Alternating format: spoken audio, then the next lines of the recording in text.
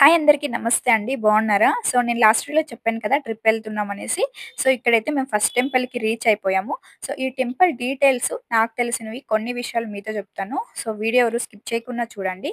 So, ముందుగా ఈ దేవస్థానానికి 900 సంవత్సరముల పూర్వ టెంపుల్ అండి. సో, ఈ ఆలయాన్ని 190 సంవత్సరములైతే నిర్మించారు. ఇక్కడ మనకి పరమేశ్వరుడు దర్శనమిస్తాడు. ఇక్కడ మనకి పరమేశ్వరుడు 2 రూపాల్లో దర్శనమైతే ఉంటుందండి. ఒకటి కేతలేశ్వరుడు, 2 శాంతలేశ్వరుడు అనే 2 రూపాల్లో దర్శనమైతే ఉంటది. ఇక ఈ దేవస్థానాన్ని కేతుమల్ల అనే రాజుగారైతే నిర్మించారంట. మనకి ఈ దేవస్థానం విషయంకొస్తే హాసన్ నుంచి 31 కిలోమీటర్లు వెళ్తే హలేబీడు అనే ఒక ఊర్లో అయితే ఉంటదండి. సో, చాలా అద్భుతంగా ఉంది టెంపులు. సో, చూడని వాళ్ళుంటే ఖచ్చితంగా వెళ్ళండి. చూసిన వాళ్ళైతే కామెంట్ చేయండి. వీడియో నచ్చితే లైక్ చేయండి. సో, నెక్స్ట్ వీడియోలో నెక్స్ట్ టెంపుల్‌కి ఎక్కడికెళ్ళాము అనేది ఖచ్చితంగా చెప్తాను. మీరైతే కంటిన్యూయస్‌గా చూసి సపోర్ట్ చేయండి ఫ్రెండ్స్.